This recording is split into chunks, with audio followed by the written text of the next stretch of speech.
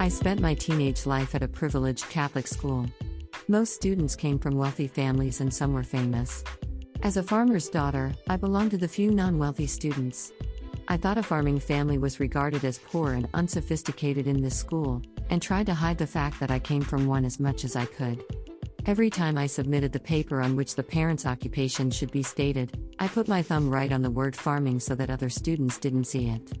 There was a famous long-standing chain of high-end chestnut snack stores in the city which chain name was the same as my last name, and one day, a student casually said to me, "Your family owns the chain, doesn't it?" While the chain and I happened to share the same name, we actually had no relation. But she sounded so sure as if everyone believed so. It was 3 years since I had entered the school and my concealing operation might have worked. It was possible that no one besides my close friends knew I came from a farming family.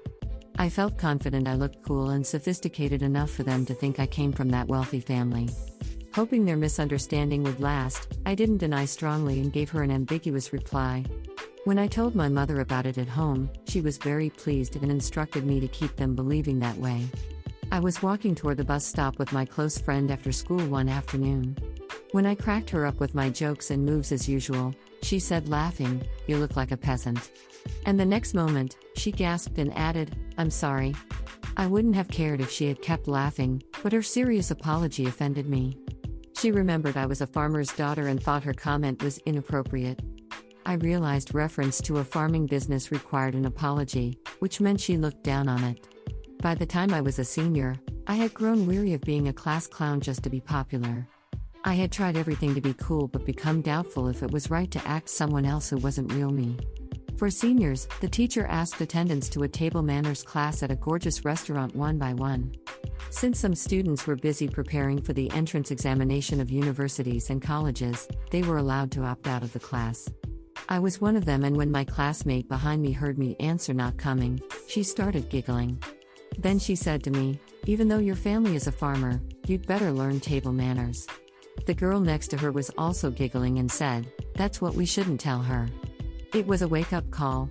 All those years everybody had known my family was a farmer and laughed at me inside while I pretended to be cool. What I had been doing so hard for years was nothing.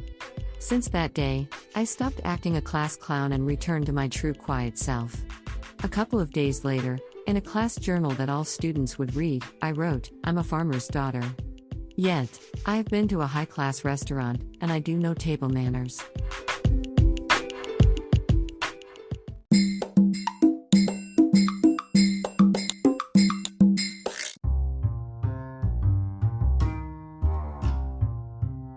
There is a lake a few miles away from my new apartment, and I decided to go there for the first time. The local bus to the lake was surprisingly old-fashioned and worn out. It jolted along a mountain road, ascending higher and higher. The lake lay at the foot of the mountain, surrounded by the fresh green woods. Although I had expected it to be a popular recreation place for locals, it was quite lonely and quiet with only a couple of small spots to eat and shop. One of them was an Italian restaurant, and I had an expensive lunch there as a sole customer. The directory showed that there was a walk around the lake and I tried it. It got steeper and rougher as I walked on, as if I was climbing a mountain. The walk looked exactly like the one in my recurring nightmare, in which I walked along an ever-steepening path and ended up tumbling down the slope every time. I crawled along the walk on all fours so as not to tumble down. Fighting off a fear of heights, I finally got to a suspension bridge over the lake, and the view of the lake from there was breathtaking. On my way home, I mistook the road for the bus stop, and walked all the way home. It took 90 minutes and I was dead on my feet.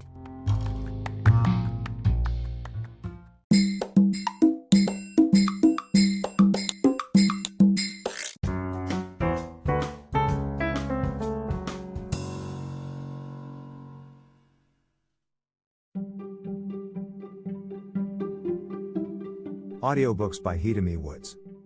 First audiobook, Japanese Dream by Hidemi Woods, on sale at online stores or apps. Second audiobook, My Social Distancing and Naked Spa in Japan by Hidemi Woods, on sale at online stores or apps.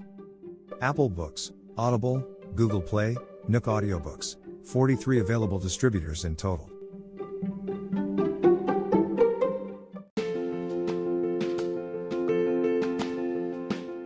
Audiobook, The Family in Kyoto, One Japanese Girl Got Freedom by Hidemi Woods on sale at online stores or apps.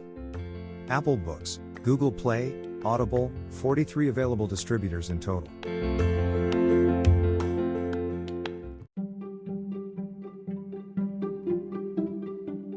Audiobook, Japanese Dream by Hidemi Woods on sale at online stores or apps. Apple, Audible, Google Play, Nook Audiobooks, 43 available distributors in total.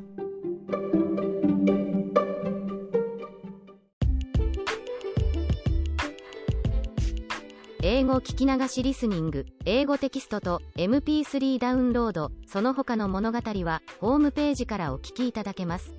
88thpp.com 88thpp.com